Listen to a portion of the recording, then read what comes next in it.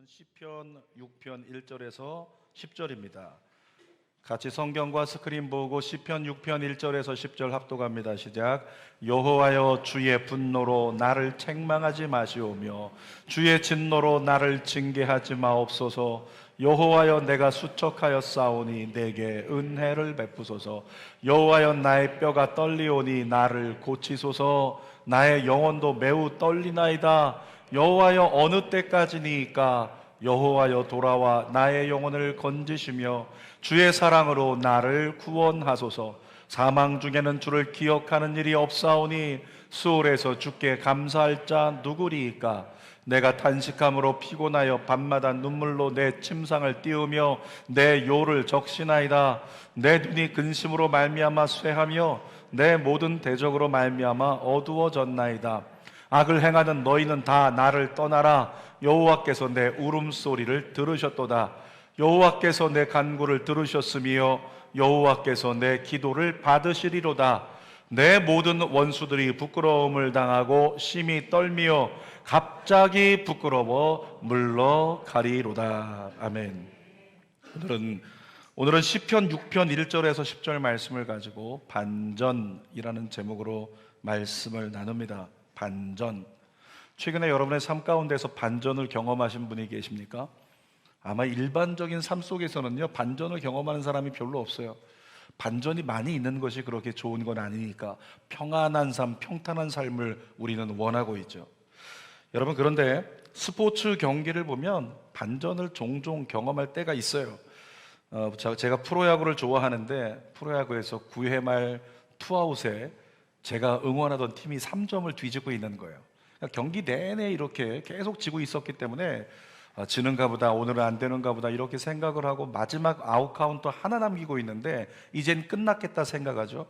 그런데 갑자기 주자가 만루가 다 채워져 버렸고요. 그리고 타자가 나왔는데 그리 잘 치는 타자는 아닙니다. 그런데 이 타자가 방망이를 휘둘렀는데 홈런이 돼버리는 거예요. 9회 말 투아웃, 만루 홈런, 3점 뒤지고 있던 경기가 역전돼 버렸어요. 그 순간에 느끼는 희열은요, 다음에 또 야구장 와야지 이런 생각을 갖게 한다는 거죠. 반전을 곳곳에 심어 놓은 것들이 있는데 문화 콘텐츠 중에서 드라마 보면 반전이 꼭 있죠. 영화를 보면 반전이 또 거기도 꼭 있는 거예요. 제가 예전에 봤던 영화들 중에서 이 고전이 돼버린 영화 로키라고 하는 영화, 권투하는 영화, 그 로키를 보면은 늘 어렸을 때 정말 재밌게 봤던 기억이 있습니다. 계속 두들겨 맞고 지는 것 같은데, 쓰러질 것 같은데, 결국엔 포기할 것 같은데 맞으면 또 일어나고, 맞으면 또 일어나고, 맞으면 또 일어나고. 그래서 결국에는 마지막 9회 말이 아니라 15라운드가 딱 돼가지고 그때 한 방을 돌렸는데 KO를 시키고 승리해가지고 얼굴 피투성이가 돼 있는데 이겼다, 챔피언 벨트 딱 잡고 있는 거. 반전. 그 영화를 보면서 많은 사람들이 생각하죠. 우리 집 이렇게 힘든데, 이렇게 어려운데 내 인생에도 반전이 일어날 수 있겠구나. 그런 소망과 희망을 갖게 된다는 거죠. 여러분, 그런데 이런 스토리는요, 스포츠나 드라마에만 있는 건 아니에요. 주는교회 오셔서 등록 예배 드리는 날 얼굴이 좀 안 좋아가지고 병원에 한번 가보시죠. 그랬더니 병원에 가서 진단을 받았는데 폐암 말기암이라고 나왔어요. 폐암 말기라고 이렇게 진단을 받으셨어요. 다음 주에 와서 뭐 하셔야 돼요? 우리 지난주에 우리 장윤석 성도님 이렇게 자기 소개했던 것처럼 일어나서 인사하고 소개해야 되거든요. 그런데 못 왔어요, 교회를. 왜냐하면 제가 등록 예배 드리고 나서 주일날 드렸는데, 그리고 나서 다음날 병원에 갔고 그때 이후로 병원에서 나오질 못했어요. 그리고 그대로 천국 가셨어요. 여러분, 그 성도님의 이름이 신용화 집사님이신데, 신용화 집사님이 천국 가시기 전에 저 붙잡고 부탁하셨습니다. 제 아들 성민이 붙잡아달라고. 제 아들 성민이 부탁한다고. 또 제 사모를 붙잡고 얘기했습니다. 내 아내를 부탁한다고. 그런데 제 마음 가운데 상심한 그 아들 어떻게 할까? 어떻게 내가 후원해 줄 수 있을까? 기도밖에 없잖아요. 늘 기도하고 가끔씩 물어봐 주는 거죠. 근데 어느 날 청천벽력 같은 소식이 들려옵니다. 이 아이가 마음 못 잡고 학교를 관둔대요. 그러니까 이 아이가 고등학교라도 잘 졸업을 하고 그냥 무난하게 살았으면 좋겠는데 학교를 못 다니겠다고 그만둔다고 하니까 마음이 좋지 않은 거죠. 엄마도 고민하고 아픈 마음으로 격려하고 말리다가 결국에는 학교를 그만두고 이 아이가 혼자 스스로 음악을 공부하겠다라고 한 거예요. 전공을 하는 것도 아니고 그냥 혼자 음악 공부하겠다. 그리고 몇 년이 흘렀습니다. 이 아이가 지금 어떻게 됐냐면 JYP라고 하는 곳에 작곡가로 들어가 있어요. 그리고 거기서 유명한 작곡가가 되기 시작하고 아이돌 작곡가가 돼가지고 그냥 뭐 차도 좋은 차 타고 잘 지내고 있는 거죠. 여러분, 고등학교 때 자퇴하겠다, 그때만 해도 걱정스러웠던 그 아이 인생 가운데 반전이 일어난 거예요. 얼마나 그 아이 잘 되라고 기도했겠어요. 엄마가 기도했고 주변에 있는 사람들이 얼마나 기도했겠어요. 하나님께서 그 아이에게 반전을 이루어 주시더라고요. 여러분의 삶에도 반전이 일어나길 축복합니다. 여러분, 성경을 읽어보면요, 성경은 어떤 드라마 못지않게 반전의 스토리가 많습니다. 오죽하면 하나님을 이렇게 얘기해도 돼요. 반전의 하나님이다 얘기할 정도로 반전의 스토리가 너무 많다는 거죠. 형들에게 모함을 받아서 애굽의 노예로 끌려갔던 사람이죠. 누굽니까? 요셉. 요셉은 노예로 끌려갔어요. 그때만 해도 그래, 노예로라도 좀 잘 살았으면. 근데 나중에 모함을 받아서 감옥에 갇혀버려요. 그리고 더 이상은 요셉에게는 희망이 없는 것 같다, 끝난 것 같다 싶었는데 뭐가 일어납니까? 반전이 일어나는 거죠. 그리고 애굽의 국무총리가 되어서 이스라엘을 살리는 역사까지 가게 되더라는 거예요. 또 이스라엘 백성들이 출애굽할 때요, 10가지 재앙과 바로 왕을 보아도 반전이 있습니다. 재앙이 거듭되는데도 바로 왕이 이스라엘을 출애굽시키지 않아요. 내보내지 않는 거죠. 그래서 걱정합니다. 안 될 것 같다, 출애굽은 끝난 것 같아. 그런데 어떻게 됩니까? 10번째 재앙에서 반전. 그렇게 강팍했던 바로 왕이 10번째 재앙에서 순식간에 마음을 풀어버리고 우리 가지고 있는 것 중에 너희가 필요한 거 다 가지고 가도 되니까 나가라, 제발 떠나달라. 이스라엘 백성들이 성막을 만들 수 있는 모든 재료를 다 가지고 출애굽, 반전을 통해서 일어난 역사인 거예요. 여러분, 성경에 그런 일들이 많습니다. 고난의 대명사처럼 불리는 욥이라는 사람도 있죠. 욥을 보면은 더 이상 희망이 없을 것 같은 스토리가 1장부터 40장까지 계속되는 거예요. 근데 마지막 장인 42장 가면 어떻게 되는 줄 아십니까? 욥은 욥기 1장에서요 거부라 그랬잖아요. 지금으로 말하면 그룹의 총수 정도 된단 말이죠. 근데 욥기 42장 가면 모두가 망했다, 친구들이 망했다, 끝났다, 욥은 희망이 없다, 마침표를 찍은 것 같은데 욥기 42장에서는 욥이 가지고 있는 재산이 숫자로 정확히 2배가 됩니다. 욥의 인생 가운데 이루시는 반전, 여러분에게 일어나길 축복합니다. 우리 한번 좌우에 있는 사람에게 선포해 줘 볼까요? 반전이 일어날지어다. 반전이 일어날지어다. 여러분, 이러한 역사들을 통해서 하나님이 우리에게 주시는 메시지가 뭐예요? 하나님이 동일하게 우리에게 주시는 메시지는 뭐냐면 세상에서 하는 이야기들과 비슷한 메시지를 주시죠. 성현아, 끝날 때까지 끝난 게 아니야. 따라합시다. 끝날 때까지 끝난 게 아니다. 다수의 시편을 기록한 다윗은요, 정말 끝났어도 몇 번이나 끝났어야 합니다. 그는 죽어도 몇 번이나 죽었어야 되고, 주변에 있는 대적들이 다윗에게 손가락질하면서 조롱합니다. 조소합니다. 다윗, 넌 끝났어. 넌 희망이 없어. 하나님도 너를 버렸어. 그런 얘기들을 얼마나 많이 했는 줄 몰라요. 다윗의 숨통은 늘 조여왔습니다. 늘 오늘 자고 일어나면 못 일어날 것 같고 마치 지옥의 스올에 거기 빠져버린, 죽음에 빠져버린 무덤 속에 있는 자 같다. 그렇게 시편에 많이 노래를 했단 말이죠. 그럼에도 불구하고 결국에 어떻게 됐습니까? 다윗은 끝나지 않았습니다. 다윗은 이겨냈습니다. 다윗은 견뎌냈습니다. 다윗은 승리했습니다. 하나님이 다윗의 인생에 반전을 허락하셨기 때문에 그런 거예요. 여러분, 우리가 읽었던 시편 6편은요 전형적인 탄식 시입니다. 1절부터 7절까지 처절하게 탄식을 다윗이 합니다. 조금 이따 보겠지만, 그런데 갑자기 8절에 와가지고 급격한 심경에 반전이 일어나요. 한번 읽어볼까요? 8절에서 10절 시작. 악을 행하는 너희는 다 나를 떠나라. 여호와께서 내 울음소리를 들으셨도다. 여러분, 8절을 읽으면서 다윗이 막 힘이 없어서 죽겠는 것처럼 정말 막 쓰러져서 그렇게 하는 고백 같으세요? 아니요. 1절부터 7절까지는 하나님 살려주세요, 하나님 건져주세요, 제발 진노를 거두세요, 이렇게 했던 다윗이었는데 8절에서 뭐라고요? 악을 행하는 너희는 다 나를 떠나라. 이거 선언하는 거예요. 선포하는 겁니다. 여호와께서 내 울음소리를 들으셨도다. 어깨를 펴고 당당하게 크게 외치고 있는 장면입니다. 9절도 읽어볼게요. 시작.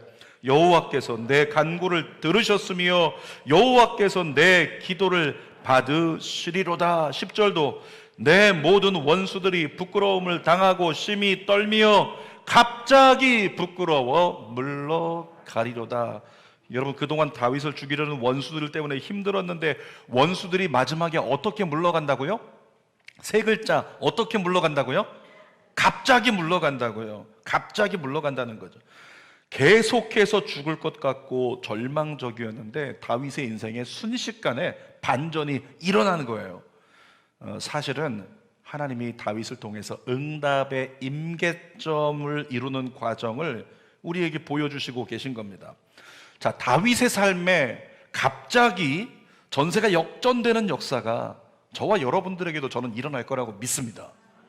아까 얘기했던 그 성도님의 아들뿐만 아니라 여러분의 자녀들도, 여러분의 가정들도, 여러분의 사업들도 그런 일을 경험하게 될 거라고 믿어요. 정말 놀라운 일이 여러분 안에 일어나야 됩니다. 그 간증들이 여러분을 통해 더 많은 사람이 주께로 돌아오게 만들어야 되는 거예요. 여러분의 자녀가 잘 될 줄 믿습니다. 여러분의 가정이 잘 될 줄 믿습니다. 그것을 갈망하는 정말 반전이야? 정말 반전이야? 그런 소망을 우리 안에 갖고 한번 들어보자고요. 언제 다윗에게 반전이 일어났는지. 자, 세 가지. 첫 번째, 충분한 회개를 할 때, 회개가 충분할 때 반전이 일어나더라는 거예요. 여러분, 다윗은 늘 대적과의 싸움 중에 있었습니다. 군사력으로 싸우는 것도 혼자 싸우고 데리고 있는 사람들 변변치 않으니까 힘들었어요. 어려웠습니다. 그런데 다윗은 성경을 보면 건강도 좋지 않았어요. 내 몸이 쇠약했다고 성경이 기록을 하고 있어요. 여러분, 우리의 삶에 고난이 다가올 때 있죠. 예전에도 얘기했지만 고난이 다가오는 이유는 세 가지로 크게 나눌 수 있습니다. 첫 번째, 죄를 지으면 고난이 반드시 다가와요. 죄를 지으면 고난이 다가오는데 회개했다고 끝나냐? 아니, 죄값은 일부 치르게 되어 있는 거예요. 회개는 해야 되는데 회개를 해도 죄를 지은 사람에게는 일부 고난이 다가온다는 거죠. 죄 때문에 다가오는 고난이 있어요. 또 한 가지 고난은 하나님의 영광을 드러내기 위해서 고난이 다가오는 일이 있어요. 그건 일시적인 고난입니다. 그 일시적이라는 게 누군가에게는 짧은 기간일 수도 있고 긴 기간일 수도 있겠지만 하나님의 영광을 드러내기 위한 고난도 있어요. 또 다른 고난은 뭐냐면 사명적 고난이 있습니다. 내가 고난에 처해야지만 구원할 사람들을 만날 수 있는 사람들, 내가 감옥에 가야지만 구원할 대상자를 만날 수 있는 사람들, 내가 밑바닥 인생이 돼야지만 내가 가장 허드렛 일을 하면서 거기서 만날 수 있는 사람들을 건질 수 있는 사명적 고난을 당하는 사람들도 있다는 거죠. 저 소록도에 들어가야지만 내가 건질 수 있는 사람들이 있다면 내 몸은 그렇게 망가질 수밖에 없는 사명적 고난도 있다는 거죠. 근데 대부분의 고난은 왜 다가오냐면 죄 때문에 다가와요. 우리의 죄 때문에 대부분의 고난이 다가온다는 거죠. 그래서 우리는 고난을 만날 때 회개할 거 없나? 혹시 내가 잘못한 것 없나? 이것부터 살펴야 된다는 겁니다. 다윗이 그랬습니다. 1절부터 3절까지 볼까요? 여호와여, 주의 분노로 나를 책망하지 마시오며 주의 진노로 나를 징계하지 마옵소서. 지금 다윗이 1절 고백 속에 느끼고 있는 거예요. 내가 죄를 지어서 이렇게 된 건가? 내가 잘못이 있어서 이렇게 된 건가? 하나님 징계하지 마세요. 하나님 진노로 이제 거두소서, 책망하지 마소서. 그러면서 자기 잘못에 대해서 하나님께 회개하면서 하나님 날 건져달라고 기도하고 있는 거예요. 2절과 3절도 읽어봅시다. 시작. 여호와여, 내가 수척하였사오니 내게 은혜를 베푸소서. 여호와여, 나의 뼈가 떨리오니 나를 고치소서. 나의 영혼도 매우 떨리나이다. 여호와여, 어느 때까지니까? 하나님, 제가 죄가 있다면 하나님 날 불쌍히 여기소서. 책망하지 마시고 징계하지 마시고. 그러니까 회개의 마음으로 하나님께 탄식하고 있는데, 여러분, 이 탄식의 기도가요 시편 6편에만 나오는 게 아니에요. 다윗의 시편들 대표적인 탄식시가 되는 7편이 있는데 거기 다 나와요. 계속해서 나의 죄가를, 나의 연약함을, 주여 나를 돌보소서, 진노하지 마소서, 이런 고백들이 계속 나온다고요. 다윗의 고난은 쉽게 끝나지 않았습니다. 오랜 시간 계속되는 고난은요 다윗을 지치게 만들었어요. 그런데 놀라운 게 뭐냐면 다윗의 시편을 보면요, 다윗이 계속되는 고난에 지치는데도 불구하고 무엇을 계속했다? 회개를 계속하고 있어요. 계속적으로 하나님 앞에 회개하고 있더라는 거예요. 근데 여러분 잘 들으세요. 같은 말을 반복하는 주언부언을 얘기하는 게 아닙니다.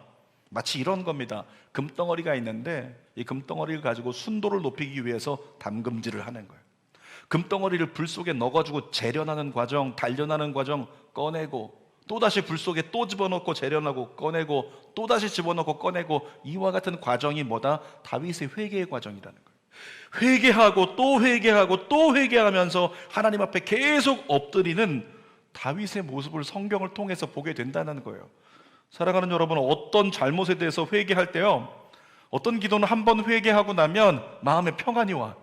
여러분, 회개 기도했는데 마음이 편안해졌습니까? 하나님이 용서하신 거예요. 근데 어떤 기도는 회개했는데도 불구하고 마음이 불편해요. 이게 뭐냐면 담금질 계속해야 되는 거예요. 더 회개해야 되는 거예요. 충분하지 않은 거예요. 그 죄가가 크기 때문에.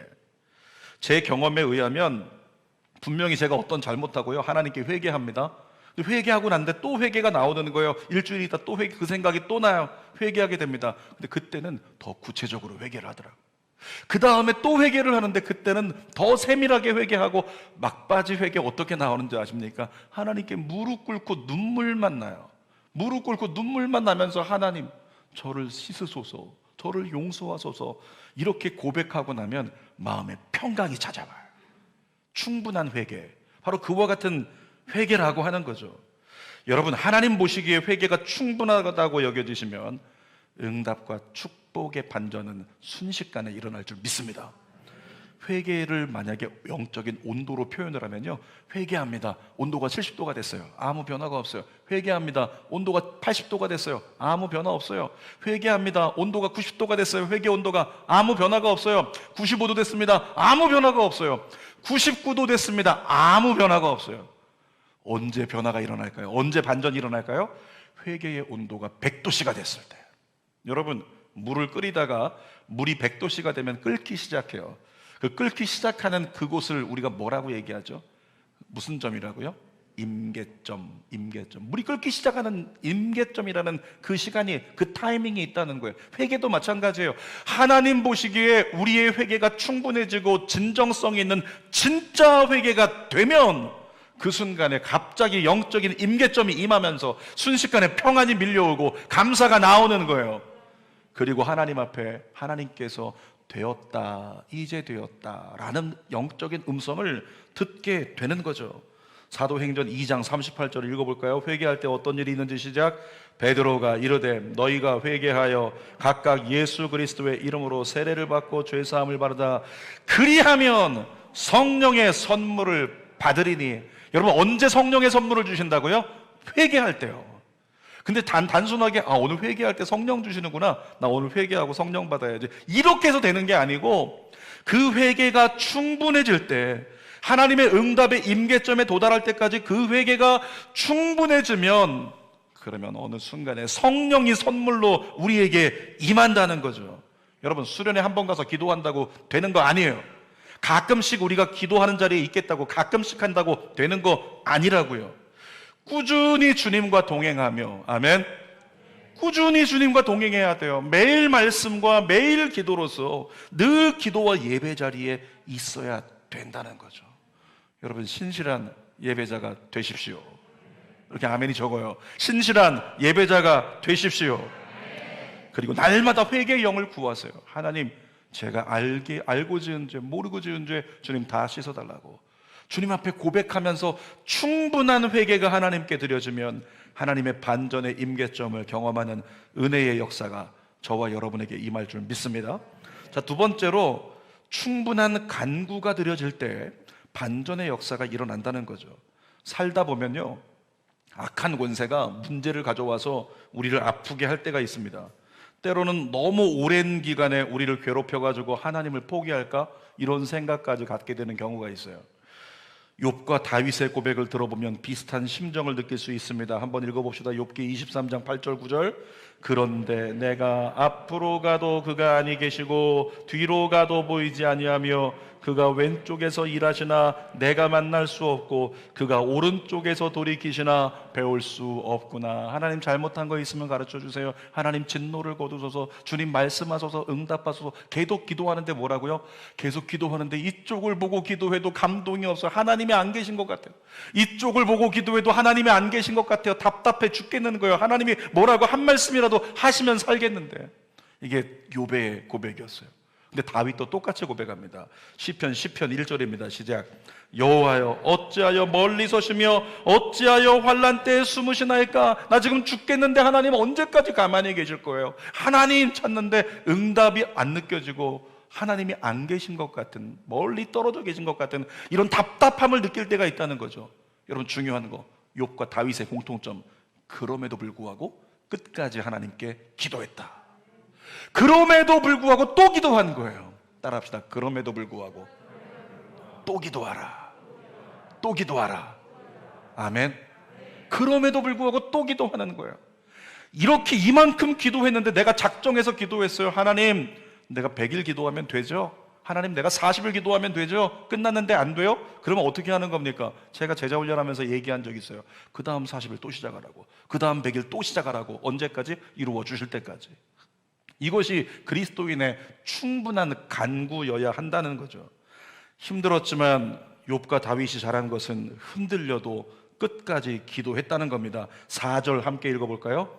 여호와여 돌아와 나의 영혼을 건지시며 주의 사랑으로 나를 구원하소서. 여러분, 우리가 하나님께 드리는 기도 중에서요, 제일 좋은 기도가 뭐냐면 이 4절의 기도예요. 주님 날 건져주세요. 주님 날 구원해 주세요. 주님 이 절망에서 날 구원해 주세요. 이 불안함에서 날 구원해 주세요.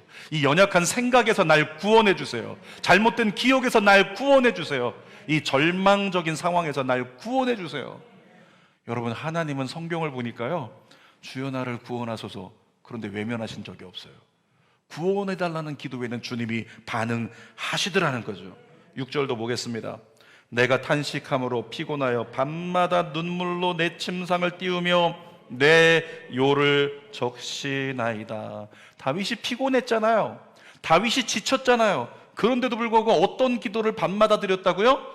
눈물의 기도를 드렸다는 거예요. 피곤한데, 지쳤는데, 이제는 포기하고 싶은데, 그럼에도 불구하고 계속 눈물의 기도를 드렸다는 겁니다. 간혹 성도들 중에서요, 남성들 중에서 이런 얘기하시는 분이 있어요. 오늘 기도하다가 목사님, 저 아까 갑자기 막 울컥하고 눈물이 날 뻔했어요. 그래서 가만히 있었어요. 이렇게 얘기하시는 분. 갑자기 울컥하고 눈물이 날 것 같아서 기도하다가 하나님 도와주세요, 하나님 눈물이 날 것 같은데, 내가 울면 이거 좀 이상하게 여기지 않을까? 중단했다는 거예요. 사랑하는 여러분, 그럴 필요 없습니다. 주 앞에서 그냥 우십시오. 주 앞에서 우는 것이 우리에게 은혜예요. 가끔 찬양대 이렇게 찬양대원 나오면 한두 명 정도 우리 성도들이 1부에도 한 분 계시고 2부에도 한두 분 정도 계시고 찬양하다 보면 자꾸 울어요. 때로는 솔로인데 솔로 하다가 말고 울어버려요. 나머지 사람들이 눈치 봅니다. 어떡하지? 내가 할까? 어떻게 하지? 대처가 안 되는데. 여러분, 우리가 눈물이 흐르느라 찬양이 중단이 되면요, 인간이 보기에는 찬양이 끊어진 것 같지만 괜찮습니다. 하나님은 그 눈물을 가장 최상급 찬양으로 받으십니다. 최상급 찬양은 하나님께 진정성 있는 나의 있는 모습 그대를 내어 드리는 거예요. 저는 이런 고백을 하고 싶습니다. 그리스도인은 울어야 산다. 따라합시다. 울어야 산다. 다시 한번, 울어야 산다. 한 손을 가슴에 얹고 자기 자신에게요, 울어야 산다. 이렇게 고백하고 나면 조금 있다가 우는 분들이 계시더라고요. 사는 날일 줄 믿어요. 야고보서 5장 4절 읽어볼까요? 시작. 보라, 너희 밭에서 추수한 품꾼에게 준디 아니한 싹시 소리 지르며 그 추수한 자의 우는 소리가 만군의 주의 귀에 들렸느니라. 여러분, 우리가 울 때요, 하나님의 귀에 그 울음소리가 들린대요. 하나님 이거 이렇고요, 저거 저렇고요, 저거 저렇고요, 이런 것들을 하나님께서 귀담아 안 들으실 수도 있는데 어떤 소리는 반드시 들으신다? 우는 소리. 하나님 앞에서 그냥 우는 소리는 반드시 들으신다는 거예요. 그래서 어떤 문제가 생겼을 때 무엇 때문에 마음이 무너지면 제가 얘기합니다. 성전에 나와서 기도하라고. 그래서 안 되면 성전에 나와서 그냥 가만히 앉아가지고 하나님 생각하고 울기만 하라고. 이제는 불을 안 켜면 십자가가 안 보였었는데 이제는 십자가 보이니까 십자가 바라보면서 예수님 생각하고 한번 그냥 울어보라고. 실제 몇 분이 그랬었는데, 이번 주에도 한 분이 그랬는데 나와서 그냥 울면서 하나님 도와주세요 그랬는데 하나님이 은혜 주셔요. 순식간에 심령이 회복이 됐대요. 동일한 회복이 여러분에게도 일어나길 축복합니다. 주 앞에 나와서 우는 자에게 은혜를 주시는 거예요. 시편 30편 5절 읽겠습니다. 시작. 그의 노염은 잠깐이요 그의 은총은 평생이로다. 저녁에는 울음이 깃들일지라도 아침에는 기쁨이 오리로다. 여러분, 아침에는 기쁨이 오리로다, 이 말씀을 경험하려면 뭐가 필요할까요? 저녁에는 울어야 돼요.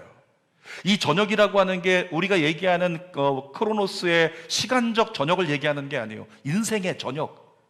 이따 부르겠지만 날이 저물어 갈 때 내 인생이 저물어 가면서 어느 것도 나에게 도움이 되지 못하고 누구도 도움이 되지 못하는 이 답답하고 힘든 저물어가는 저녁과 같은, 저녁 늦은 시간과 같은 그 어둠 속에서, 그 고난 속에서, 어려움 속에서 뭐라고요? 그때는 울라. 저녁에는 울음이 깃들일지라도 네가 저녁에 울며 나를 찾는다면 아침에는 기쁨을 너에게 보여주리라. 자녀를 키우는 부모들이요, 자녀가 언제 어떻게 반응할 때 부모가 자녀에게 즉시 달려가죠? 자녀가 울 때.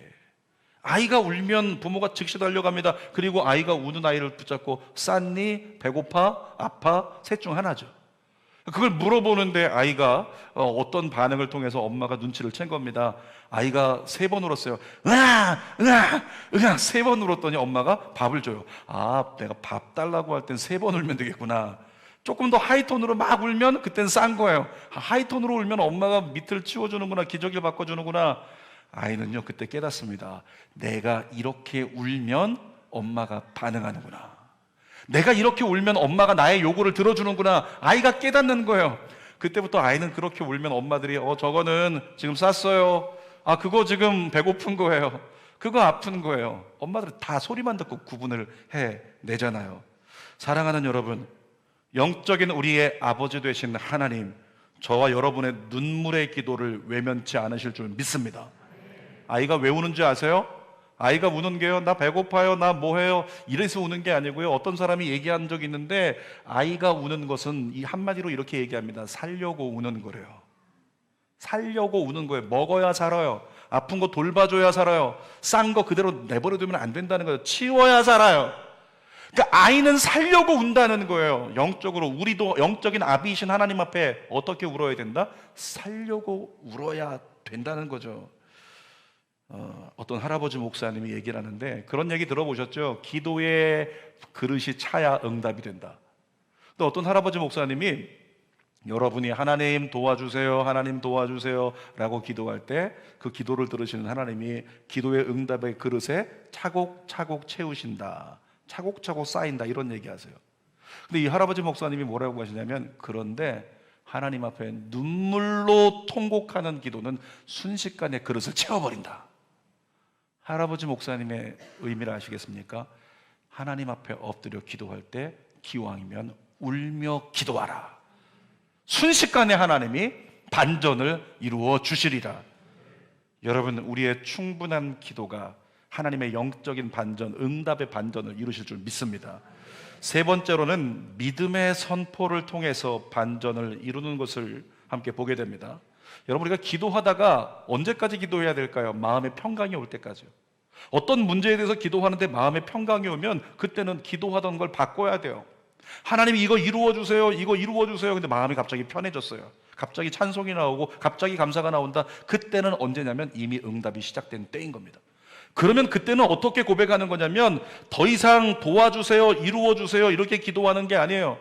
마음의 평강이 왔다는 건 응답의 영적인 임계점을 지났다는 거예요. 여러분, 그때는 이렇게 고백하는 겁니다. 하나님 도와주셔서 감사합니다. 하나님 이루어주셔서 감사합니다. 이루어주심을 믿고 감사합니다. 아멘. 믿음에 선포하는 거예요. 다윗을 보세요. 다윗에게 바뀐 상황이 있습니까? 아무것도 바뀌지 않았어요. 그런데 다윗이 하나님 앞에요, 믿음을 선포하더라는 거예요. 여러분, 엘리야 아시죠? 엘리야가 갈멜산에서 850대 1의 이방 선지자들과 대결을 벌입니다. 승리했어요. 그리고 나서 저 지중해를 향해서 언덕 위로 올라가서 무릎 꿇고 기도하기 시작해요. 종을 옆에다 두고 야 구름 떠오르는데 잘 봐라. 그리고 엎드려 기도합니다. 무릎 사이에다 머리를 쳐박고 기도하는 거예요. 하나님 비를 내려주셔서. 그렇게 장시간을 7번에 걸쳐 기도를 하는데 7번째 저 지중해 끝에서요 손바닥만한 작은 구름이 떠올랐어요. 아직 햇볕은 쨍쨍합니다. 아직 아무 일도 하늘에서 변화가 없어요. 근데 갑자기 엘리야가 되었다고 일어나더니 달려가서 왕에게 뭐라고 믿음의 선포를 했을까요? 열왕기상 18장 41절입니다. 시작. 엘리야가 아합에게 이르되 올라가서 먹고 마시소서, 큰 비의 소리가 있나이다. 어떤 문제에 대해서 기도하는데 갑자기 누군가가 얘기하는 거죠. 더 이상 그거 기도 안 해도 돼. 이제 감사만 해. 아니 아직 해결이 안 됐는데 왜 그렇게 얘기하는 걸까요? 기도하다가 이미 심령의 응답을 받았어요. 기도하다가 이미 하나님이 평강을 주셨어요. 그 문제에 대해서 염려가 아니라 이제 마음이 평강으로 바뀌었어요. 그것은 하나님의 응답의 임계점이 바뀐 거예요. 지난 거죠. 그때부터는 믿음으로 선포하는 겁니다. 열렸음을 선포하노라, 이루어졌음을 선포하노라, 주여 이루심을 믿고 감사합니다. 이렇게 고백을 하는 거라고요. 열왕기상 18장 44절도 읽어보겠습니다. 올라가 아합에게 고하기를 비에 막히지 않도록 마차를 갖추고 내려가소서. 아직 비 하나도 안 오고 있는데 비가 올 테니까 빨리 가라고 먼저 믿음으로 선언할 수 있는 엘리야의 용기, 그의 심령에 임하는 응답의 평강 때문에 가능했던 거예요. 자, 오늘 9절의 다윗의 말씀을 봅시다. 9절 시작. 여호와께서 내 간구를 들으셨으며 여호와께서 내 기도를 받으시리로다. 여러분, 갑자기 다윗의 내면에 심적 반전이 일어납니다. 1절부터 7절까지 죽겠다고 하던 다윗이 갑자기 벌떡 일어나더니, 사람들이 그냥 일반적으로 본다면 다윗 저거 이상해진 거 아니야? 머리가 어떻게 된 거 아니야? 싶을 정도로 벌떡 일어나더니 선포하는 거죠. 여호와께서 내 간구를 들으셨다. 여호와께서 내 기도를 받으셨다. 이렇게 믿음으로 선포하고 있는 겁니다. 이유가 뭘까요? 그동안 기도와 탄식으로 다윗이 기도했던 충분한 회개, 충분한 기도가 채워져서 영적 임계점을 지나는 거예요. 그러니까 다윗의 마음 가운데 갑작스레 평안이 임하고 두려움의 바람이 멈추어져 버린 겁니다. 조금 전까지만 해도 두려움이었는데 이 두려움이 변하여 어떻게 됐어요? 노래가 돼버리는 거예요. 찬송에도 있잖아요. 찬송가 370장이요. 이 찬송가 한번 우리 1절과 2절을 불러보도록 하겠습니다. 이 역사가 다윗에게 일어났는데 저와 여러분에게도 일어나기를 원해요. 시작. 주 안에 있는 나에게 딴 근심 있으랴 십자가 밑에 나가 내 짐을 풀었네. 그 기도가 충분해지면 2절입니다. 그 두려움이 변하여 내 기도 되었고 전날의 한숨 변하여 내 노래 되었네. 주님을 찬송하면서 주님을 찬송하면서 할렐루야 할렐루야 내 앞길 멀고 험해도 나 주님만 따라가리. 뭐라고 우리가 찬송 불렀습니까? 주 안에 있는 나에게 딴 근심이 있으랴. 근심이 있을 때 문제 있어? 뭐 하라고요? 기도해. 십자가 앞에 나아가 내 짐을 풀었네. 그랬더니 두려움이 변하여 기도가 되었고 그 기도가 충분해지니까 어떻게 됐다고요? 전날의 한숨은 온데간데 없이 사라져버리고 내 노래가 되었네. 전날의 한숨 변하여 내 노래 되었네. 반전 여러분에게 일어나기를 축복합니다. 설교의 결론입니다. 오늘 제목이 뭐였어요? 반전. 여러분 우크라이나를 위해서 매일 기도하십니까? 기도 노트를 쓰시는 분들은 우크라이나를 위한 기도를 써 있기 때문에 매일 기도할 거라고 생각을 해요. 우크라이나에 성도들이 있어요. 크리스천들. 그들 기도 안 할까요? 기도할 거예요. 우크라이나에 있는 성도들이 기도하겠죠. 이 전쟁이 그치게 해주세요. 전 세계가 저희를 위해 하는 기도가 응답되게 해주세요. 기도했습니다. 이제 끝나겠지? 기도했습니다. 이제 끝나겠지? 기도했습니다. 이제 끝나겠지? 근데 전쟁이 안 끝나요. 수천 명, 수만 명이 죽어나가는 거예요. 근데도 전쟁이 안 끝나요. 우크라이나에 있는 크리스찬들이 뭐라고 기도하기 시작했을까요? 어쩌면 그들 중에 누군가는 하나님 어디 계십니까? 왜 반응하지 않으십니까? 왜 건져주지 않으십니까? 왜 우리를 내버려 두십니까? 그렇게 애통해하며 울며 아파하는 이들이 있지 않을까요? 여러분, 우리도 똑같아요. 어떤 문제가 있는데 기도하는데 이 기도에 대해서 응답이 더디면 지치는 거예요. 응답이 더디면 무너지는 거죠. 그런데 한 가지 사실을 꼭 기억하시다. 우리 눈에 아무것도 안 보인다고 하나님 가만히 계신 것이 아니다. 하나님이 역사하고 계신다. 하나님 일하고 계신다. 여러분의 자녀들을 길러내고 계신다. 여러분의 가정을 인도하고 계신다. 눈에 보이지 않지만 주님은 역사하고 계신 거예요. 그래서 우리는 어떻게 한다? 계속 기도하는 거예요. 끝까지 기도하는 거예요. 회개할 것을 회개하고 간구할 것을 간구하면서 계속 기도하다가 어느 순간에 우리의 기도가 영적인 임계점에 도달하면 그 순간에 순식간에 평안이 임하고 근심은 순식간에 떠나갈 줄 믿습니다. 순식간에 내 입술에서 진짜 찬송이 터져나올 줄 믿습니다. 그래서 주님을 찬송하면서 내 앞길 멀고 함에도 아직도 먼 거예요. 아직도 한참인 거예요. 아직도 희망이 안 보여. 그런데 뭐가 바뀌었어요? 마음이 바뀌었어요. 입술의 고백이 바뀌었어요. 나 주님만 따라가리. 그럼에도 불구하고 평안으로 찬송하는 여러분의 내일을 경험하게 되기를 주님의 이름으로 축원합니다. 기도하겠습니다. 살아계신 아버지 하나님, 문제가 우리를 둘러쌀 때, 어려운 고난이 우리를 짓누를 때 하나님 주님은 응답을 예비하고 계신 것을 믿습니다. 우리가 죄를 지어서 고난을 당할 때가 있다면 우리의 회개가 충분해질 그때를 주님은 기다리고 계심을 믿습니다. 우리가 하나님을 향하여 간절한 소망으로 눈물로 기도하는 것이 충분할 때 하나님은 응답의 반전의 역사를 이루어 주실 줄 믿습니다. 갑자기 반전을 경험하고 갑자기 일어나 주님을 믿음으로 선포했던 다윗처럼 우리도 그렇게 주님을 선포하며 믿음의 사람으로 우뚝 서서 주변에 있는 사람들을 깜짝 놀라는 그런 일들이 일어날 것을 믿습니다. 하나님, 그렇게 반전을 놀랍도록 이루시는 그 하나님 기억하고 우리 모든 걸 하나님께 맡기고 기도에 전념하는 믿음의 종들 되게 하여 주시옵소서. 예수님의 이름으로 기도하옵나이다. 아멘. 우리 말씀 생각하면서 두 손을 가슴에 대고 저녁과 같이 어렵고 힘들 때를 지나고 있다면 오늘의 말씀과 찬양과 오늘의 기도가 능력이 되어 새 시작이 되기를 원합니다. 날이 저물어 갈 때, 날이 저물어 갈 때, 빈들에서 걸을 때, 그때가 하나님의 때,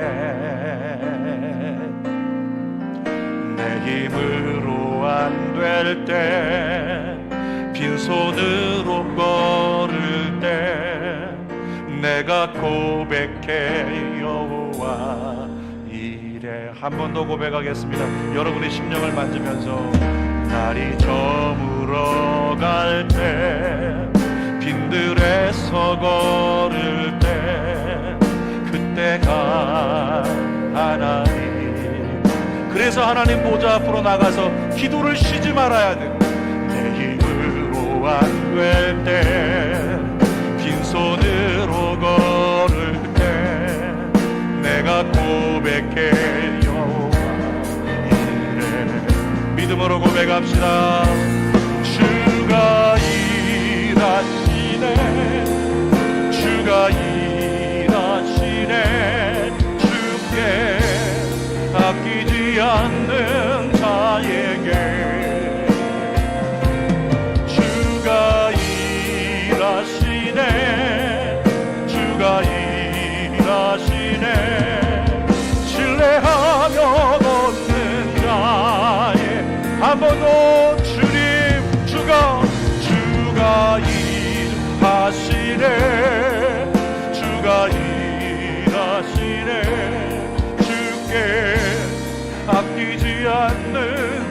나에게